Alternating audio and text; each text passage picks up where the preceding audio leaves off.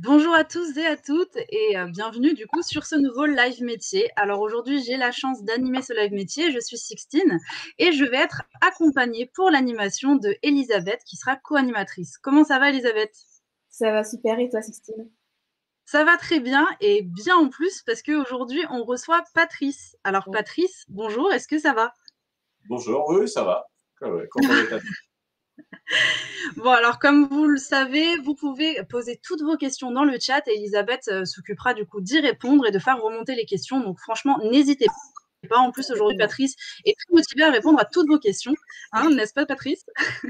C'est bon. Ouais. Et donc, comme il y a des petits indices dans le fond, Patrice, quel est ton métier? Oh, bah, il y a un peu beaucoup de bois quand même autour. Voilà. Je suis entre autres formateur en menuiserie. Voilà. D'accord. Et alors, du coup, on en a parlé un petit peu avant, vu qu'avant, j'ai fait un coaching avec toi. Et du coup, tu as plusieurs casquettes. Est-ce que tu peux nous parler un petit peu de ces différentes casquettes et nous expliquer ce à quoi ça correspond? D'accord. Eh bien, en fait, la première casquette aujourd'hui, c'est celle de chef d'entreprise. Voilà, donc depuis presque 3 ans maintenant, le 25 mai, voilà, ça fera 3 ans. Celle Bientôt, de… là, la fête. C'est bientôt la fête des… Ah oui, parce que par où je suis passé, oui, voilà, il y a un petit côté survivant quand même, donc ouais, ouais, on va marquer le coup. Ouais. Euh, donc je suis aussi formateur en menuiserie. Donc je fais de la formation adulte, je fais des ateliers pour enfants, des journées découvertes pour ados et adultes, voilà, plein de choses qui tournent autour de la transmission du travail du bois pour D'accord. différents… Et je suis menuisier aussi. Voilà, je suis tombé dans la marmite il y a quelques années maintenant. Et voilà, donc je continue. Donc derrière moi, ce sont des jardinières qui sont en cours de fabrication. Voilà. Top. Et du coup, D'accord, juste, ok. Patrice, on avait déjà une question dans le chat, mais tu as un peu répondu. C'était Ella qui te demandait si tu faisais aussi de la menuiserie ou simplement tu formais les gens. Mais juste pour rebondir, tu dirais que c'est 50-50 ou tu es plus dans la formation que dans la menuiserie du coup aujourd'hui?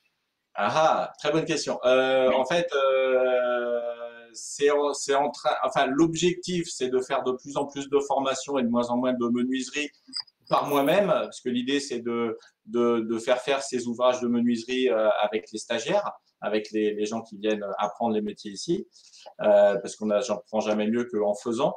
Donc, voilà. Et, c'était quoi la question déjà? Si tu faisais plus du coup de Voilà. menuiserie que de formation. Alors, l'année dernière, oui, j'ai fait plus de menuiserie que de formation, et là, c'est en train de s'inverser progressivement. Et c'est quelque chose que tu préfères? La formation, oui, oui, oui, la transmission, Ouais. oui, oui, oui, oui, oui. D'accord, donc vraiment dans ton objectif, du coup, comme tu l'as dit, c'est vraiment de faire de plus en plus enfin, de transmettre en fait ton savoir. C'est ça, tout à fait, Mais ouais. du coup, j'imagine qu'il faut être pédagogue, du coup, parce que n'importe qui ne peut pas former. Bah oui, oui, oui, oui, c'est vrai qu'il faut certaines compétences de base. Pour la petite histoire, je suis passé par un bilan de compétences d'abord avant de prendre cette orientation-là. Alors, on parle beaucoup de reconversion en ce moment. Alors, c'est pas vraiment une reconversion totale puisque je reste quand même dans mon métier, mais je le fais différemment. C'est-à-dire que l'expérience que j'ai acquise pendant 25 ans en entreprise, bah aujourd'hui, elle me sert de support pour transmettre aux autres. D'accord. Et est-ce que du coup, parce que là, ça me fait poser un peu une question, quelles sont, selon toi, les qualités qu'il faut posséder et les défauts, par exemple, à ne pas avoir au sein de ton métier? Euh, les qualités, bah, c'est l'écoute déjà. Il faut savoir écouter les besoins des personnes qu'on a en face, que ce soit des enfants ou des adultes. Euh, la patience, voilà, c'est un métier qui requiert un peu de patience parce que bah on est sur du principe de répétition aussi, donc faut répéter, faut reformuler, voilà. Et et après, il y a une partie, je suis passé par une formation de formateur, donc il y a une partie aussi qui s'apprend, comme dans tout métier, euh, qu'on peut essayer d'improviser. J'ai donné des cours de danse country pendant 4 ans sur Nantes, Ah et, ouais. et c'est vrai que ça, je l'ai fait un peu à l'improvisation avec des bases que j'avais déjà depuis quelques années, mais pas dans ce domaine-là. Et voilà, j'ai bien vu que à des moments, il me manquait quand même des connaissances, des compétences spécifiques pour mieux transmettre en fait. Ouais. D'accord. Ok. Bon, bah super. Et du coup, bah, en venant à ça, parce que du coup, tu as 3 casquettes, ce qui paraît énorme quand même, hein, bravo à toi. On va parler un petit peu de ta journée type. Alors, comment tu organises tout ça? Parce que j'imagine que tu as plein de choses à faire dans ta journée. Ben Juste oui, c'est pour Cécile ça et que Patrice, avant de passer à la notif, on a une question juste oui. qui rebondit à ce que tu viens de dire, parce que tu nous dis que tu formes du coup les enfants comme les adultes, mais est-ce que tu formes aussi des professionnels? Alors oui, j'ai eu en formation des chefs d'entreprise, par exemple. Ça m'est arrivé, oui, pour des. Oui, ça m'est arrivé. Voilà, Ok, des gens qui sont dans un domaine où la menuiserie peut être complémentaire. Et du coup, voilà, je fais de la formation aussi sur mesure à la journée, en fonction des besoins. Donc, oui. ok, super. Ok, génial. Donc, on en revient à la journée type. Est-ce que tu peux un petit peu nous raconter comment se passe une journée type, bien que je sache que dans le domaine de ton métier, c'est un petit peu difficile de dire je fais ça exactement chaque heure, ça change à chaque fois en fonction de ce que tu as à faire dans la journée. Mais c'est ça, ouais. Comme j'ai ces 3 casquettes, voilà, mes journées s'articulent autour de ces trois casquettes, puisque dans chaque casquette, j'ai plusieurs casquettes, sous-casquettes, voilà. Donc, je suis un organigramme à moi tout seul. Voilà. Donc c'est vrai que voilà, une journée type de formation par exemple, ben, c'est ce que j'ai indiqué. Voilà, c'est plutôt communication réseaux sociaux le matin, préparer le programme de la journée, voir ce qu'on a à faire. Des fois, je le fais la veille, voilà, si j'ai un peu de temps, mais voilà, on finit les journées de formation à 17 heures, donc c'est vrai que Hmm. voilà, j'évite de faire des soirées nocturnes, des heures nocturnes, parce que voilà, j'ai quand même une vie de famille à côté. Hmm. Euh, Et donc, justement, là, je rebondis juste comme ça parce qu'on parle de réseaux sociaux. Du coup, c'est quelque chose qui est important, j'imagine, surtout à cause du Covid, pour faire un petit peu de propagation de ce que tu fais. ben, même au-delà du Covid, enfin, moi, ça a sauvé mon entreprise, quoi. Quand je disais Ah tout à ouais. l'heure, j'évoquais le fait que j'étais un peu un survivant. Voilà, s'il n'y avait pas eu les réseaux sociaux, peut-être qu'il y aurait eu d'autres solutions, mais n'empêche que, voilà, je peux dire aujourd'hui, avec le recul que j'ai, voilà, ça a aidé à faire en sorte que l'entreprise existe toujours. Oui. D'accord, mais ça, c'est bon à savoir, ça. Du coup, du bon, parce qu'on dit souvent, ah, il y a les réseaux sociaux, ça a beaucoup de négatifs, mais du coup, ça peut faire de belles histoires aussi, donc c'est bien à savoir. Ouais. Bah, en fait, j'ai passé 2 ans pratiquement à créer mon réseau physique, à rencontrer d'autres entrepreneurs. Et puis, à partir de là, ben, forcément, mon réseau sur les réseaux sociaux s'est agrandi. Et c'est à partir de ces deux rencontres que ça s'est fait, quoi. D'accord. Et du coup, les réseaux sociaux Patrice, par pour lesquels tu rebondir, passes. Ah, pardon. excuse-moi, Sixtine, c'est juste Vas-y, pour rebondir vas-y. sur ce que tu viens de dire, du coup, Patrice, sur le côté un peu multicasquette et le temps que ça t'a pris pour faire ton réseau. On a une question dans le chat qui est combien du coup de salariés compte ton entreprise et est-ce que ça a été difficile au début pour la créer et pour du coup qu'elle Alors, soit je créée suis aujourd'hui? tout seul à ce jour. Ok. Voilà, je suis tout seul à tout faire. Voilà. Voilà, il y a des jours où c'est un peu plus facile que d'autres, mais bon, voilà, c'est le jeu aussi.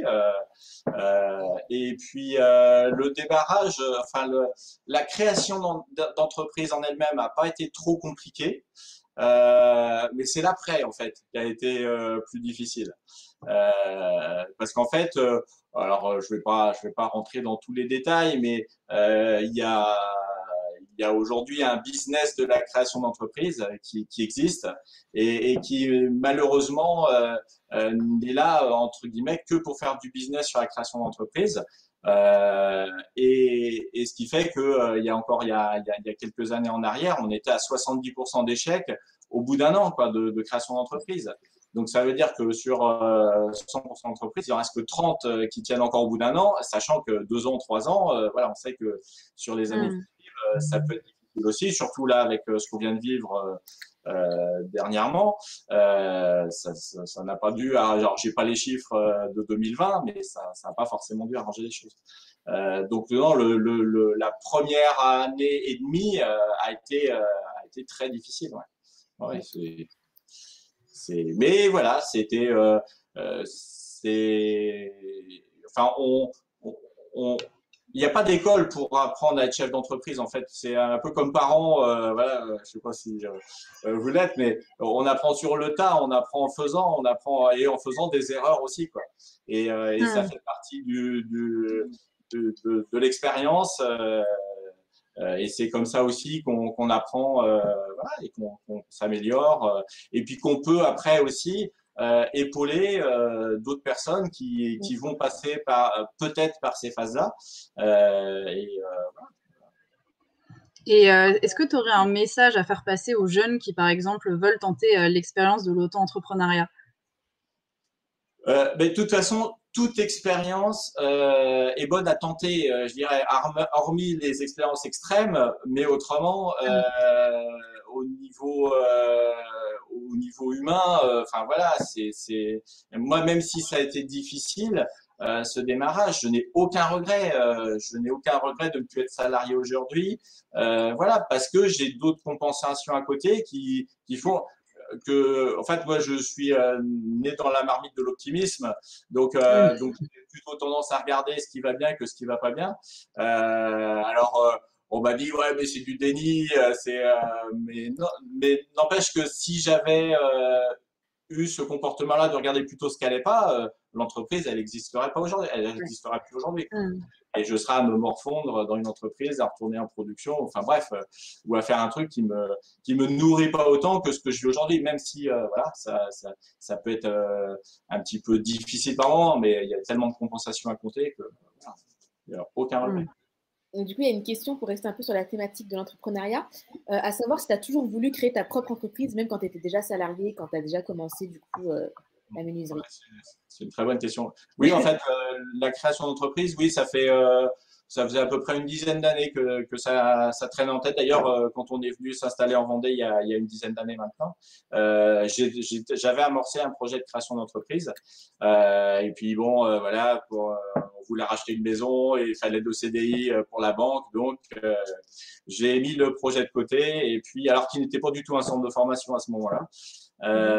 Mais voilà, effectivement, la création d'entreprise, ça fait quelques années que ça trottait en tête. Mais c'est quand j'ai fait cette formation de formateur, par exemple, je l'avais pas du tout en tête à ce moment-là. Ça me semblait en fait trop énorme à faire, monter un centre de formation. Voilà, j'ai dit, mais enfin voilà, faut beaucoup de monde. Et puis en fait, voilà, non. Okay. Et du coup, c'est vrai que tu as fait franchir le pas finalement pour le faire. J'ai pas compris. Qu'est-ce qui t'a fait franchir le pas du coup pour te décider à entreprendre? Tu disais que c'était un peu compliqué. En fait, qu'est-ce qui m'a fait franchir le pas, c'est que ça a été progressif. En fait, j'ai fini ma formation de formateur fin 2016. Donc, je suis sorti avec mon titre de formateur. J'avais passé presque un an en formation à parler, à apprendre le métier de formateur. Et quand je suis retourné en entreprise, parce que j'avais fait ma formation en congé formation, donc j'ai réintégré l'entreprise en production parce que j'avais pas trouvé de poste en formation en menuiserie. Et là, je me suis dit, mais qu'est-ce que je fiche là, quoi. Voilà, c'était purement alimentaire. En plus, c'était de l'industrie du bois, donc c'était très répétitif. Voilà, et je me suis, enfin voilà, je me suis vraiment posé cette question, qu'est-ce que je fiche là? Et puis bon, j'ai dit, bah de toute façon, il y a une famille à nourrir aussi. Il y a, voilà, donc bon, voilà, c'est une entreprise familiale où il y a une bonne ambiance et tout. Donc là encore, on voit les côtés positifs et puis on essaye d'occulter les côtés négatifs. J'ai un poste d'encadrant dans une structure d'insertion qui s'est présenté à moi. Le projet a traîné pendant 7-8 mois, voilà, avec des rebondissements. Et puis mon chef qui me demandait alors, bon, on ne peut pas te mettre dehors, mais quand est-ce que tu pars? Parce que bah voilà, il savait bien que j'avais fait cette formation, c'était pas pour rester chez eux.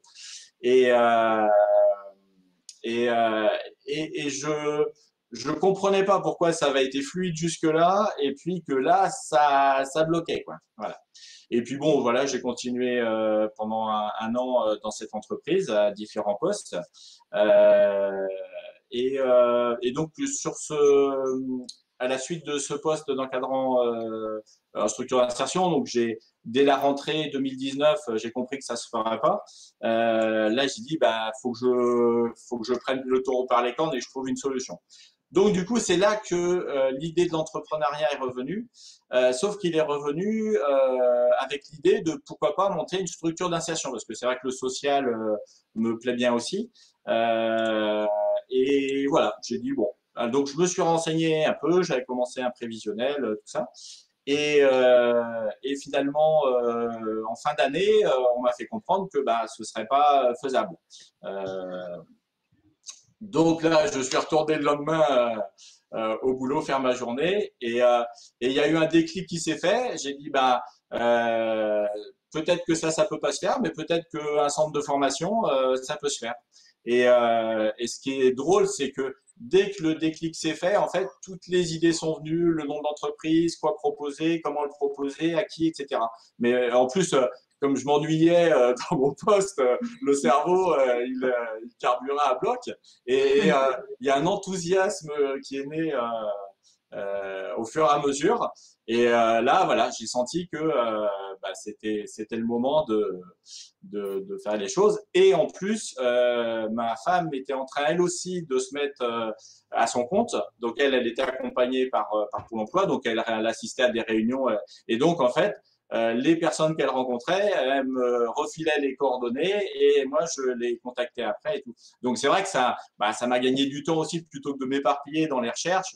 Tout de suite, j'ai ciblé des personnes à rencontrer et en 6 mois, quasiment, le projet était bouclé, quoi. Voilà. Ok, donc ça s'est fait assez rapidement en fait. Ouais. Enfin, il y a eu plein d'étapes, mais au final, ça a Ouais. été Ouais, c'est assez ça. rapide. Ouais. Bon, bah génial. De toute façon, on va revenir sur ton parcours après, plus en détail, on va un peu plus en parler. Mais du coup, pour en revenir à ta journée type, est-ce que du coup, tu peux continuer de la dérouler pour qu'on ait un petit peu une idée, s'il te plaît? Ouais, tout à fait. Donc, sur une journée de formation, à 9 heures, on démarre la formation, puisque en formation, on fait des journées de 7 heures. C'est relativement calibré. Alors après, on peut, voilà, 7 heures ou 35 heures semaine. Donc, voilà. Ouais. Mais c'est vrai que je trouve. Alors, j'ai connu des formations où les horaires du lundi matin et du vendredi après-midi étaient différents, mais c'est des sources un peu des fois d'erreurs ou tout ça. Donc, moi, je pars plutôt sur des journées 9h, 17h. Comme ça, il n'y a pas de risque de se Mm. tromper. Voilà. Voilà. Ça fait des excuses en moins pour les pannes de réveil. Non, pour l'instant, j'ai pas. Voilà, une petite pause d'une heure le midi sur laquelle en général je prends une demi-heure de pause et je travaille en même temps. Puisque ben, comme je suis tout seul, j'ai pas de secrétaire pour prendre les messages, pour rappeler. Donc voilà, je fais ça ce que je peux sur la pause du midi. Mhm. L'après-midi, alors comme j'ai constaté que les cerveaux et puis même le mien sont un peu plus endormis après la pause du midi, quand il y a la digestion, tout ça. En général, on fait plutôt les travaux d'atelier, on se bouge un peu après manger, voilà, histoire de pas trop piquer du nez. Et ça Euh, peut être quoi, par exemple, si tu peux nous donner un exemple comme ça de choses à faire? Ben, en fait, il y a plein de machines là-bas derrière moi dans l'atelier. Donc voilà, en fonction des projets qu'il y a à faire. Là, on a fait pour l'entreprise pour laquelle j'ai commencé les jardinières, on a fait des tables basses carrées pour mettre sur des terrasses de mobil-home. On a fait des banquettes avec dossier et sans dossier. On en a fait 25 de chaque, 25 tables et 25 banquettes. Enfin 50 banquettes du coup, si je compte. Mm. Voilà, on a commencé à travailler sur des jeux de casino aussi pour une association de La Roche-sur-Yon. Donc voilà, donc en plus, ce qui est bien, c'est que c'est des projets vraiment très variés, mais qui permettent quand même de trouver des prétextes pour aborder les différentes thématiques de cette formation. Ouais, Voilà. c'est Et puis super. en fin de journée, suivant l'avancement, soit après la pause de l'après-midi, soit on continue ce qu'on a commencé en début d'après-midi, ou en matinée, parce que du coup, il y a aussi des travaux pratiques qui se font le matin. Soit, voilà, je prends un petit temps pour expliquer une machine ou revoir un truc, approfondir une notion, etc. Et puis après, ben, c'est la débauche. Donc, une fois que 17 heures est arrivé, que ils sont partis, et ben commence la casquette de chef d'entreprise avec, voilà, des fois c'est de la communication aussi. Euh, Si elle n'a pas eu le temps de se faire le matin, voilà. Euh, et puis voilà, la paperasse, administratif, enfin bref, tout ce qui a pu être mis de côté dans la journée, voire les jours précédents. Voilà. Ok, ça marche. On a juste deux questions du coup, qui sont arrivées dans le chat. Tu reviens plus du coup sur le métier de menuisier en lui-même que sur le métier de formateur. On a déjà la Oui, question, c'est quoi la différence entre menuisier et ébéniste? Et je oui, te poserai la deuxième question quand tu auras répondu, pour pas d'accord. te perdre. Ok. En fait, le menuisier, c'est le travailleur du bois de base. C'est-à-dire que il va apprendre à transformer la matière pour en faire différentes choses et éventuellement les poser derrière. C'est vraiment la base. Après, l'ébéniste, c'est comme le charpentier, c'est une spécialisation en fait. Euh, L'ébéniste, donc ça va être un menuisier qui va avoir en plus une notion artistique. Il va y avoir de la sculpture, il va y avoir un travail un peu plus fin. Euh, que en menuiserie quoi. Menuiserie c'est très très large comme métier. Ce que je fais derrière, c'est juste du clouage au cloueur. Ça peut être considéré comme de la menuiserie. Maintenant, la fabrication d'un meuble, j'ai fait des meubles télé, j'ai fait du mobilier. Voilà, c'est aussi de la menuiserie, mais c'est une autre façon de la faire. J'ai fait un escalier qui est dans les photos qu'on verra où j'ai fait ça l'année dernière. C'est pareil, l'escalier, c'est une spécialisation, mais voilà, un menuisier, la preuve, peut être capable de aussi bien faire un escalier qu'un abri de jardin. Voilà. Et Donc, est-ce que tu as une de tes créations, du coup, dont tu es le plus fier ou que tu as le plus aimé réaliser? dans ce que j'ai fait là, euh, ouais, le portail qui est en photo, que vous Ah verrez bon, tout on à le l'heure, verra après alors. c'est quand même 4 mètres de large et je me suis sur 10 cm d'épaisseur et je me suis coltiné tout seul au mois d'août Ah l'année oui, quand même. dernière. Ah, Donc, sympa. ouais, ouais, c'était, voilà. Mais voilà, non, sinon c'est, ben, en fait, ma ligne conductrice de mon parcours professionnel, c'est vraiment la diversité. J'ai toujours essayé de, de, de faire des choses variées. Et du coup, ben, je continue aujourd'hui. Voilà, c'est. Ok, ça marche. Et juste du coup, Ouais. la deuxième question, c'était à savoir, est-ce qu'il t'arrive de travailler d'autres matériaux que le bois ou pour les menuisiers en général également? Est-ce qu'il y a d'autres matériaux qui sont en plus à apporter ou pas? Ouais. Oui, alors oui, donc il y a l'aluminium et le PVC qui sont aussi et le verre. Voilà, c'est le contenu de mon BEP bois et matériaux associés que j'ai fait. Voilà, c'est tous ces matériaux-là, alu, verre, PVC, qui présentent l'intérêt d'avoir des compétences communes. Entre le menuisier bois et le menuisier plastique, il va y avoir des termes qu'on va retrouver, il va y avoir des techniques qu'on va retrouver, des choses comme ça. Après, c'est principalement la matière première qui va changer. Et voilà, après, c'est une question de choix. Bon, voilà. Si on s'attarde que sur l'aspect écologique, voilà, dans les 3-4 là, par le bois, qui est une matière euh, pas trop énergivore à fabriquer et recyclable, etc. Oui. L'aluminium, quand même, demande beaucoup d'énergie à fabriquer. Et le plastique, ben voilà, Ouais. C'est ce que voilà, ça veut. pas super naturel, quoi. Ouais, il y a plus naturel, ouais, c'est effectivement. Et c'est facile d'entretien, c'est facile d'entretien. C'est vrai que une cabane en bois, une cabane en plastique, bah, la cabane en bois, faudra soit accepter qu'elle vieillisse, soit l'aider Mmh. à vieillir mieux, voilà, en mettant des petites crèmes de nuit, des choses comme ça. Et ben, c'est vrai que voilà, la cabane en plastique, un coup de jet d'eau, et puis voilà. Ouais. Ouais. Donc voilà, c'est toujours une question de choix. Et du coup, en venant à là, du coup, quelles étaient tes envies quand du coup tu étais petit? Est-ce que tu as toujours voulu travailler le bois ou est-ce que c'est quelque chose qui est arrivé plutôt tardivement? Et ben, alors tardivement, ça dépend ce qu'on entend par tardivement, mais arrivé dans ma vie à 14 ans. C'est assez précis puisque en fait c'est pendant les vacances. C'est pour ça que je tiens aussi beaucoup à ces ateliers pour enfants que je propose sur les vacances scolaires, parce que moi c'est grâce à ces vacances, et c'était pas dans le coin, c'était dans les Alpes, mais voilà, il y avait un atelier pour enfants justement de proposer qui était animé par une femme, et, euh, et j'avais passé une semaine à fabriquer un bateau, des choses comme ça, et c'est là que ouais, je me suis dit bah ouais finalement. Pour la suite, donc c'était entre la quatrième et la troisième, donc à une période où justement on nous demande un peu déjà de nous positionner pour un futur professionnel, une orientation. Donc c'est voilà, c'est tombé au bon moment. Voilà. Ok, et du coup, avant, parce que là on voit une photo avec du coup des fleurs et Alors des cultures. ouais, comme j'aimais bien les fleurs, voilà, on s'est dit pourquoi pas l'horticulture. Ouais, Voilà, ça c'était une option jusque là, mais c'était plus ok. compliqué pour les centres de formation, les écoles.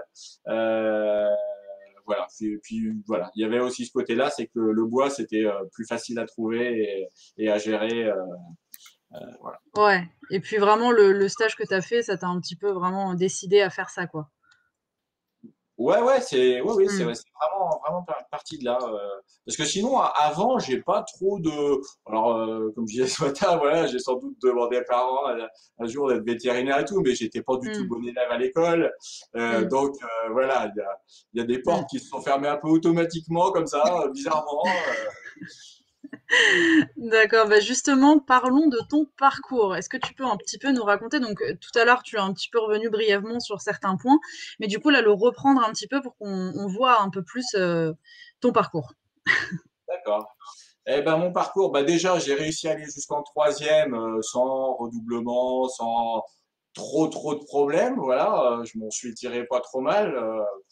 Bon, j'ai été pas mal suivi à la maison aussi, donc voilà, j'aimais pas l'école, j'aimais pas les maths, donc voilà, c'est vrai que c'est pour ça, ça me fait rire aujourd'hui de recevoir des enfants qui arrivent. Ah, moi, j'aime pas l'école, de toute façon, voilà. Donc, il n'y a pas de transfert, mais c'est vrai que voilà, ça fait écho Hmm. forcément à ce que j'ai pu vivre. Et surtout, ça me fait dire que même si là, ils n'aiment pas l'école ou ce qu'on leur propose, bah, en fait, leur vie n'est pas fichue pour autant, quoi. Voilà. Hmm. Ça Et c'est bien de le préciser, ouais. qui est important aussi, c'est que vous aimez pas l'école, vous aimez pas les maths, le français, l'anglais, l'histoire géo, n'importe quoi, votre vie s'arrête pas là, quoi. Donc Hmm. voilà, c'est vrai que les maths et le français, bah, ça sert quand même beaucoup dans la vie. Hein, voilà, le français parce que c'est la langue qui nous sert à communiquer, les maths parce que dans beaucoup de métiers on les utilise, même en menuiserie. Voilà. Donc Et bah, c'est sur pas mon trop difficile du coup? c'est pas trop difficile. Mais en fait, c'est pas trop difficile parce que les maths que j'ai appris, ça m'a servi au quotidien. Hmm. Euh, En fait, les maths qu'on apprend à l'école, ben, on ne sait pas forcément à quoi ça va servir. Une fois qu'on a appris à compter jusqu'à 100 Ouais. ou plus, ben, finalement, il y a beaucoup de notions qu'on nous fait avaler et sans trop ça. Ce que les Hmm. notions que j'ai en maths aujourd'hui, les compétences que j'ai en maths aujourd'hui, c'est celles qui m'ont servi dans le travail. Euh, Hmm.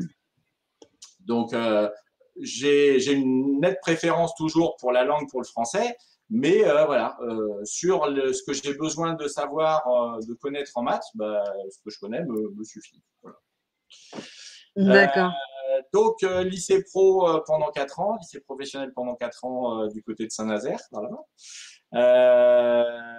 Donc avec un CAP, je suis en train de dire en même temps alors que je le connais, mais bon, c'est la CAP agencement et BEP bois et matériaux associés. Donc CAP agencement, donc c'est voilà plus la fabrication du mobilier. Et puis BEP bois et matériaux associés, bah, c'est bois et matériaux associés, c'est tout ce qui est alu, verre, PVC. Voilà, donc ça se faisait les 2 sur 2 ans. Et puis le bac pro à la suite pendant 2 ans encore dans le même établissement. Donc D'accord. j'ai eu les 3, voilà. Et puis après, bah, je me suis retrouvé sur le marché du travail. Donc étant sur Saint-Nazaire, bah, comme beaucoup de Nazériens, j'ai atterri au chantier naval de Saint-Nazaire. Mon papa y travaillait, donc bah, c'est vrai que voilà, mes deux grands-pères y ont travaillé aussi. Donc voilà, il y a Ah, c'est la tradition familiale, quoi. tradition comme ça, voilà. Donc j'ai fait 1 an en atelier. Après j'ai été faire un truc qui s'appelle le service militaire, voilà, qui existait encore à l'époque, chez les marins-pompiers dans le sud de la France. C'est là qu'a été prise l'image sur la photo là-bas, du côté de Saint-Raphaël, pour ceux qui connaissent. Et puis après le service militaire, je suis retourné, mais cette fois-ci dans les navires, dans les paquebots, car ferry, tout ce qui se présentait, et ça a pris à peu près 7-8 ans de carrière. Donc comme menuisier bord, alors en sous-traitance, pour les chantiers navals en CDI, enfin voilà, en intérim, voilà. Donc j'ai un peu voilà, navigué moi aussi d'une certaine manière. Jusqu'à finir superviseur, donc où j'encadrais des entreprises sous-traitantes voilà, qui travaillaient pour les chantiers navals. Donc je faisais le lien entre eux et puis la maison mère. Voilà, donc toujours sur l'aspect menuiserie. J'ai migré sur Nantes, voilà. Donc là, j'ai fait un petit peu d'agencement de yacht en Hollande. J'ai fait de l'agencement d'utilitaire, un petit peu aussi. Avant de quitter Saint-Nazaire, j'étais sur une unité d'assemblage de mobil-home.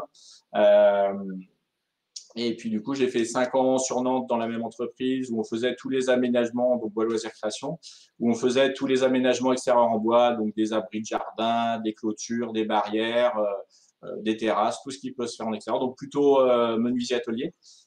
Donc, on préparait ce qui allait être posé sur les chantiers. 2011, arrivé en Vendée, donc projet de création d'entreprise, comme je vous disais, voilà, que j'ai dû abandonner. Et donc, j'ai fait 6 ans, moins les 9 mois de formation de formateur chez France Poutre, donc où ils ont eu la bonne idée d'investir dans une machine à commande numérique cette année-là, en 2012. Et en fait, ça faisait partie de ce que j'avais appris dans mon bac pro construction et aménagement de bâtiment et que j'avais eu l'occasion un peu de faire aussi dans le monde du travail après l'école. Alors c'était un challenge aussi parce que en 20 ans les choses évoluent vite, surtout avec l'informatique, etc. Donc c'était un petit défi, mais bon voilà, ça a fonctionné, donc ils m'ont gardé sur ce poste-là. Voilà. Et puis donc 2018, et ben, création de l'école à bois à Esnay. Voilà. Histoire de mettre à profit tout ce parcours et voilà. Ah, c'est bien, en fait, c'est à raconter comme ça, en fait, tu as vécu vraiment plein de choses, tu as testé plein de choses différentes. Ouais. Ben, en fait, j'ai pas changé beaucoup de fois d'entreprise, mais par contre, voilà. Et comme je vous disais, voilà, moi, la diversité, c'est un truc qui est très important. Donc, même là, la machine à commande numérique chez France Poutre, un jour, on faisait de l'ossature bois, le lendemain, on faisait des éléments de mobil-home, après, on faisait des charpentes traditionnelles. Donc, sans arrêt, ça changeait. Et donc, c'était super, quoi. Ouais. Et si une chose importante aussi, c'est que les 2 postes, Bois Loisirs Création et France Foot, c'est de la candidature spontanée. Donc ça, c'est aussi un message important, c'est que n'attendez pas que les offres d'emploi se présentent à vous, mais osez voilà, aller pousser la porte des entreprises. Voilà, comme vous disait Bronzé, sur un malentendu, ça peut fonctionner. Ça peut marcher. Voilà, suffit de tomber au bon moment, au bon endroit, et puis donc c'est 11 ans de carrière qui reposent juste sur de la candidature spontanée, quoi. Donc, c'est important de le préciser. des fois quand même. Et c'est pas qu'une fois, ça s'est passé 2 fois, quoi. Il y a à peu près 80% des offres d'emploi qui n'apparaissent pas sur le site de Pôle emploi et tout ça. Donc, faut Ouais, oser. c'est vrai. Et du coup, tu nous as dit que tu as pas mal fait de choses du coup, en entreprise. Et il y avait une question dans le chat, à savoir si tu as fait beaucoup de stages pendant ta formation et si ça t'avait beaucoup appris. Alors, dans ma formation initiale, j'ai fait de mémoire un stage de 3 semaines la deuxième année. Et puis, on a eu 16 semaines sur les 2 années de bac pro. Donc, est-ce que j'ai beaucoup appris? Oui, j'ai quand même beaucoup appris sur mon rapport à l'entreprise déjà. Qu'est-ce que c'est une entreprise, comment ça fonctionne, on fait pas toujours ce qu'on veut, on fait pas toujours ce qui nous plaît, voilà. On est c'est peut-être pas généralisé, mais on est un peu testé aussi en même temps. Alors par la hiérarchie d'un côté, mais aussi par les collègues de boulot, les anciens, voilà, comme on disait, qui aiment bien un peu taquiner les jeunes qui arrivent. Après, sur le métier, oui, j'ai appris des trucs. Après, qu'est-ce qui m'a servi là-dedans dans mon parcours euh, euh, Voilà, ça. En fait, en bac pro, j'ai eu une très mauvaise expérience en entreprise où ça s'est vraiment mal passé, si bien que le dernier jour, le patron m'a viré, voilà, mais pour mon plus grand bonheur, parce qu'il frappait, il buvait, Ah ouais. bref, il n'y avait aucune sécurité sur les machines, il n'y avait aucune aspiration, enfin, c'était très, très particulier comme entreprise. Ouais, Et, j'imagine. et c'est vrai que enfin, à 17, 18 ans, moi en tout cas, j'avais pas de confiance en moi, je savais pas vraiment ce que je valais. Les notes étaient plutôt moyennes, ni mauvaises, ni bonnes, donc voilà. Donc c'est compliqué de se situer par rapport à ça.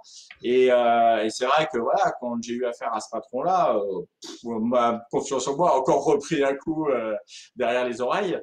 Et c'est le dernier stage que j'ai fait qui là s'est hyper bien passé. Donc je l'avais fait sur Nantes et donc avec un patron qui donnait des cours à la prison de Nantes, des collègues super sympas. Enfin vraiment l'opposé. Et là, j'ai eu du coup des compliments, des félicitations, des encouragements, etc. Et là, du coup, voilà, j'ai repris un peu du poil de la bête. Mais ouais, il y a eu ouais, cette expérience-là de 3 semaines, presque 4 semaines, a été ouais, assez difficile, quoi. Ouais. Mais bon, voilà, ça fait partie de l'expérience. Ouais. Ok, génial. Moi, je te propose d'aller voir du coup ton fameux portail en photo. Du coup, je suppose que c'est le portail qu'on voit, par déduction, totalement logique. Ouais, ça fait un peu pareil au fort, mais bon, donc c'est que des commandes sur mesure, voilà. Donc alors c'est un échantillon parce que l'année dernière j'ai dû faire une quinzaine de projets divers et variés, donc la page n'était pas assez grande pour tout mettre. Et puis, Ouais, c'était pas... Et là, en fait, l'image du haut, c'est un abri de jardin avec un préau que j'ai fait juste après le premier confinement au mois de mai-juin. d'accord. Voilà, à 500 mètres de l'entreprise, donc c'était top d'avoir ça. Ah, ça va, c'était pas trop embêtant de ramener le matériel, quoi. C'est ça, ouais, quand on a oublié un truc, ce qui des fois arrive, voilà, on dit, Ouais. c'est bon, je fais un saut vite fait. Ouais. Et puis donc, on aperçoit voilà, le groupe de personnes que j'avais en formation dernièrement, là, qui ont fini vendredi dernier. Les banquettes, une des banquettes en construction voilà, qu'on a fait pendant cette formation. Donc une jardinière qui avait été faite par à une formation précédente par un des voilà, c'était son projet de fin de formation. Voilà, j'ai dit bah écoute, ta carte blanche, tu as une journée pour me faire une jardinière avec ce que tu trouves et tout. La photo d'à côté, donc c'est des jeunes qui sont en IME, donc c'est des instituts médico-éducatifs. Donc on en a un ici à Aisnay et donc voilà, ils avaient organisé une journée pour venir découvrir un peu le travail du bois, la menuiserie. Donc ils étaient 12 jeunes avec 3 encadrants et donc on avait travaillé là aussi autour des jardinières. Bah, c'est vrai que c'est un support qui est pas trop compliqué à faire mais qui peut être très intéressant et donc l'objectif c'était donc je les avais répartis en 3 groupes et c'était de faire une jardinière d'une forme différente, alors carré, carré triangulaire et rectangulaire. Voilà. Ok. Et donc voilà, chacun a planché à sa façon sur le projet, donc c'était top. Et puis donc voilà, le fameux portail, voilà, qui a été. En plus, il faisait un peu chaud. C'était, je sais plus, c'était fin juillet. C'était peut-être fin juillet, ouais, je sais plus. Ouais, Ah fin oui, donc juillet. vraiment top, quoi. Pour la météo, c'était super de travailler là-dessus. Et puis un escalier, voilà, que j'ai fait sur La Roche-sur-Yon en début d'année dernière. Et qui a été aussi un peu sport parce que, alors on le voit pas là sur la photo, mais l'escalier est dans un couloir avec un petit passage sur le côté de même pas 1 mètre et dans une entrée de maison. Voilà. Donc, en général, ce qu'on fait avec un escalier, on l'assemble au sol, on le lève et puis on le pose dans le trou. Là, toutes les marches ont été assemblées une par une. Donc, voilà. Et Ouais. sachant que pourquoi je voulais montrer cette photo-là? Parce que c'est le premier escalier que je fais de ma vie. C'est-à-dire que j'ai jamais eu l'occasion dans les entreprises où je suis passé ou même à titre personnel de fabriquer un escalier. C'est la première fois. Et bon, le client était content, donc c'est que j'ai pas dû trop déconner. Mais c'est que je me suis appuyé sur mes 25 ans d'expérience pour réaliser ce projet. Voilà. Bon, en tout cas, moi, je suis pas une spécialiste des escaliers, mais il est joli. Il est très joli. Et du coup, ces images ont suscité quelques questions dans le chat, Patrice. Déjà, la première question, c'est savoir si les menuisiers travaillent seuls sur un projet ou en équipe. Le plus souvent, en Alors, tout cas. moi, alors, voilà. Alors, en entreprise, ça va dépendre, mais très souvent quand même, on est en binôme. Alors, je dis très souvent parce qu'en fait, sur le poste de la commande numérique, bah, j'étais tout seul pendant 3 ans.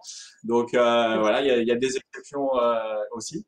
Et après, sur les formations, les stages et tout, alors les ateliers pour enfants, ils travaillent seuls sur leur projet ou avec le parent qui accompagne, quand il y a un parent qui accompagne.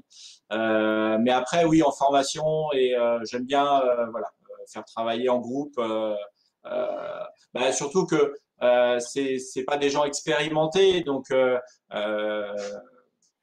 il y a le fait d'échanger des idées, bah, ça crée l'émulation en fait, et ça fait que les projets voilà arrivent à, à se faire. Et puis voilà, et puis j'apporte ma petite touche. Par exemple, pour l'anecdote, pour la jardinière rectangulaire, ils avaient pris donc on les avait fait à partir de boîtes palettes, et les planches étaient toutes la même longueur. Et donc ils voulaient couper donc les grands côtés et les petits côtés. Et j'ai dit mais pourquoi vous gardez pas vos morceaux en longueur, mais vous faites dépasser en fait de chaque côté, et puis vous fixez vos pieds sur les parties qui dépassent. Comme ça, elle sera rectangulaire, mais vous aurez pas, et elle sera plus originale que donc histoire d'aborder la notion de pouvoir sortir du cadre de temps en temps pour ne serait-ce qu'apporter un peu d'originalité au projet. Et pour la carré, c'est pareil, ils ont alterné, voilà, ils ont un peu copié voilà l'idée, et puis voilà. Bon, et ils les ont peints après et tout, ils ont mis des fleurs dedans, donc voilà, j'aurais pu aussi mettre une photo qu'ils m'ont envoyée. Mais et du coup, ça leur a tellement plu que j'en ai 2 qui vont venir en stage pendant une semaine, là, donc courant du mois de mai. Ah bah super. Ouais. Est-ce qu'il y a d'autres questions, Elisabeth, ou On pas? a une dernière question du coup. C'est à savoir, du coup, parce qu'on parlait de commande, est-ce que la demande elle est précise, donc le client il vient avec une idée, ou est-ce que vous réfléchissez ensemble sur le produit final avant la construction? Alors oui, c'est ça. C'est que en fait le client en général arrive avec une demande, alors plus ou moins précise et claire. Et puis après, oui, effectivement, alors là c'est la casquette du menuisier voilà, qui se met en place. Et l'idée, voilà, c'est vraiment d'accompagner les personnes pour leur proposer un projet qui colle avec ce qu'ils ont en tête. Par exemple, l'abri de jardin avec le préau. Alors, je l'ai su le dernier jour du chantier par le client, mais en fait, ils avaient sollicité des entreprises de charpente, etc. Et eux, comme ils sont habitués à travailler plutôt des gros volumes, des grosses structures, en fait, ils leur ont proposé des projets qui correspondaient pas du tout à ce qu'ils avaient en tête, et puis avec un chiffrage du coup derrière qui était nettement supérieur à ce qu'ils pensaient. Et moi, sans le savoir, mais juste, on parlait d'écoute tout à l'heure pour la formation, mais je pense que dans l'artisanat, quand on est à son compte, c'est important aussi d'écouter les besoins du client. Et sans le faire exprès, je suis tombé pile poil dans ce qu'eux avaient en tête. Donc, ils ont dit banco. Voilà. Donc, il y a vraiment ça.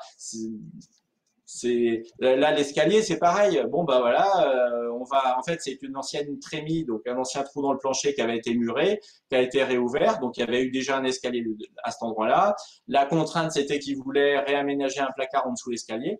Après voilà, à moi de me débrouiller à faire en sorte que voilà ça ce soit esthétique, que ce soit solide, que voilà. Donc, Ok. et je mets depuis le confinement du mois de mars l'année dernière, je fais un peu de DAO, je me mets un peu à la DAO aussi, ce qui permet aussi de présenter des projets un peu plus en 3D et tout, donc où les clients peuvent se projeter un peu plus facilement sur le projet.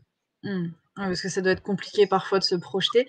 Et du coup, on arrive à la slide des idées reçues sur ton métier. Est-ce que du coup, tu peux nous commenter et nous dire si c'est des vraies idées ou si c'est des fausses idées? Alors, l'idée effectivement la plus répandue, voilà, c'est le côté dangereux de la menuiserie. Alors, voilà, je vous montre, hein, j'ai toujours tous les doigts entiers. En fait, il y en a, il a manqué un petit morceau, mais il a repoussé, donc on le compte pas. Heureusement. Euh, voilà, mais non, aujourd'hui, alors, voilà, c'est comme toutes les tous les matériels, toutes les machines, toutes les technologies, il y a une évolution, heureusement. L'idée, c'est pas de perdre, de perdre un morceau au boulot parce que c'est toujours embêtant derrière.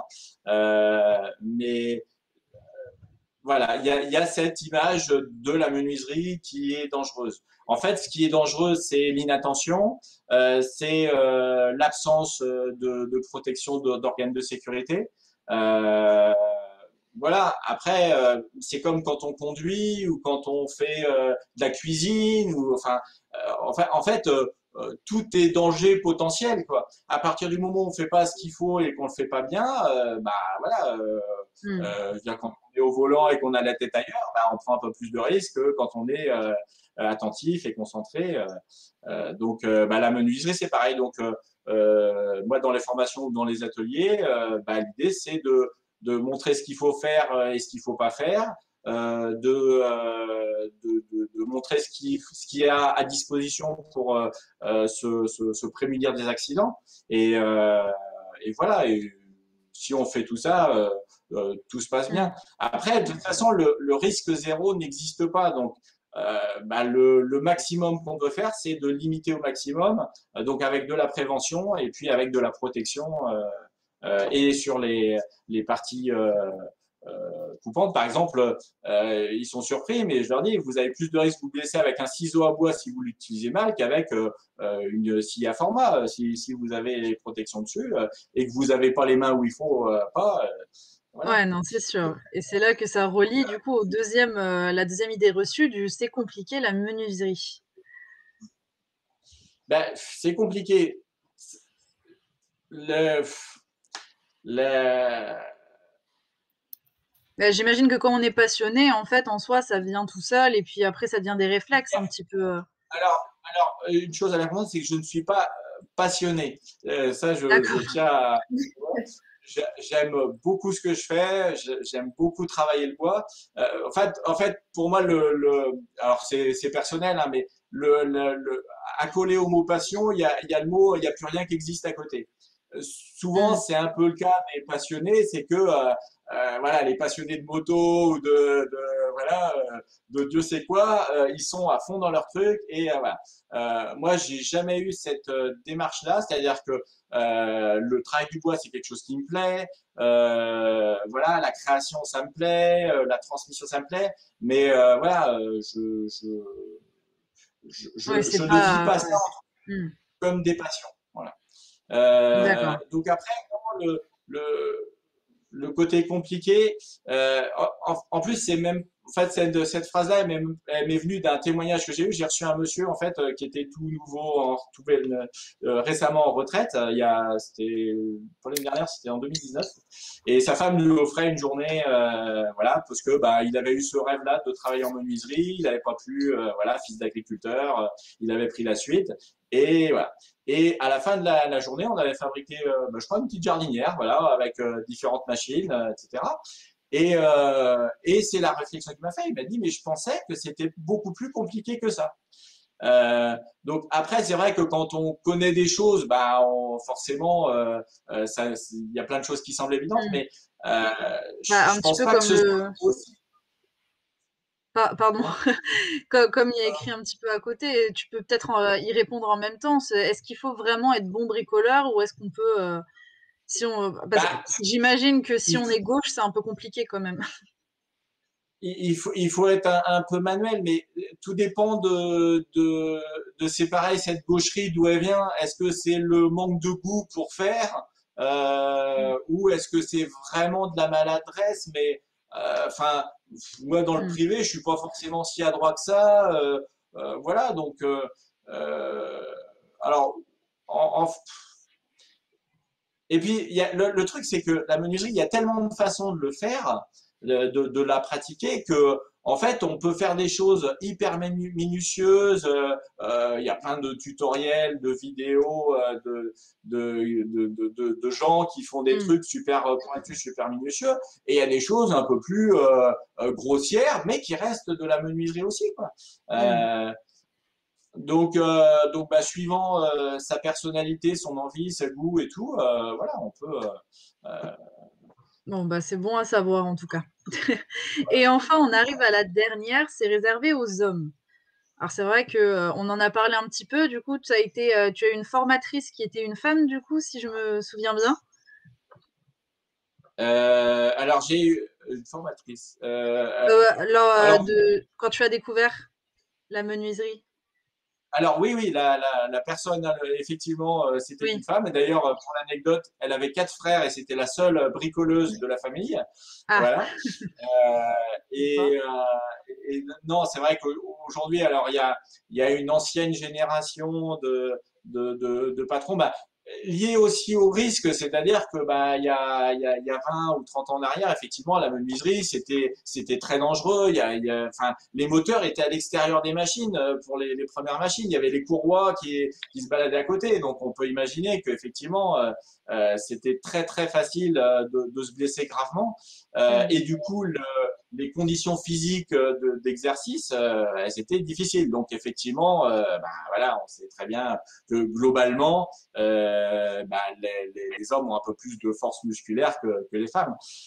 Mais il y a une évolution dans ces métiers aujourd'hui qui fait qu'une femme peut très bien se débrouiller en menuiserie et notamment pour tous les travaux de finesse qui demandent un peu voilà, d'esthétique, de finesse. Mm. Euh, voilà, les entreprises vont privilégier les femmes, mais même en charpente, voilà, les femmes. Aujourd'hui, on a des engins de levage, on a même ce que je dis souvent en tant qu'homme, bah, on apprécie quand on a un engin ou un accessoire qui peut soulever à notre place, voilà. Mm. Donc, moi, Ok. j'ai connu des anciens menuisiers en fin de carrière, voilà, ils n'étaient pas en bonne forme, quoi. Donc, si on peut Mm. se préserver, surtout que notre espérance de vie rallonge, donc voilà, Ouais, autant c'est sûr. Bon, bah, tenir c'est en bien bonne parce que forme. Ça nous permet de finir sur une touche très positive, du coup, de l'espoir pour justement les femmes dans ce métier. Est-ce que Elisabeth, tu avais t'as une question ou quoi que ce soit, ou tout est clair? Non, il n'y en a plus de questions. Je pense que tout est clair pour les jeunes. Ils ont eu pas mal de retours du coup dans le chat. Donc je pense que ça les a beaucoup intéressés. Et je pense qu'on peut conclure sur ce mot du coup de Patrice. Pour les femmes, n'hésitez pas vraiment à entrer dans la menuiserie. On vous attend, je pense. C'est ça, exactement. Est-ce que tu veux dire un dernier mot, Patrice, un dernier petit mot que tu aimerais faire passer à tout le monde pour conclure en fait ce live? Bah, en fait, quand vous avez une idée en tête, ne lâchez rien, quoi. Alors, c'est vrai que c'est assez bateau de dire ça, mais euh, voilà, si vous avez un projet, même si tout le monde autour de vous vous dit que c'est dingue, que c'est pas faisable, que trouvez des gens qui vont vous aider à avancer sur votre idée, parce que peut-être que l'idée finalement est pas bonne, ou peut-être qu'elle est pas, elle est trop tôt. Dans le temps, mais ça veut pas dire qu'il faut l'acheter. Donc, et ouais, ouais, et oser sortir de sa zone de confort aussi de temps en temps. Voilà, c'est pas mal aussi. Ok, On bah dort pas toujours super. bien, mais c'est pas mal, c'est Ouais, intéressant. Ouais. j'imagine. Bon, bah super. En tout cas, ben, merci à toi d'avoir accepté de nous faire découvrir ton beau métier. Ça fait plaisir. Et puis bon, avec toutes ces formes d'espoir, etc., je pense que les gens qui nous regardent vont être très, très contents. Merci à Elisabeth d'avoir co-animé ce live avec moi. Merci à toi, Et Sixtine. Merci à merci toi. à tous. Encore une fois, on se retrouve très vite pour un prochain live métier. Et bah, je vous dis tous à très bientôt et encore merci. À bientôt. À bientôt. Au revoir.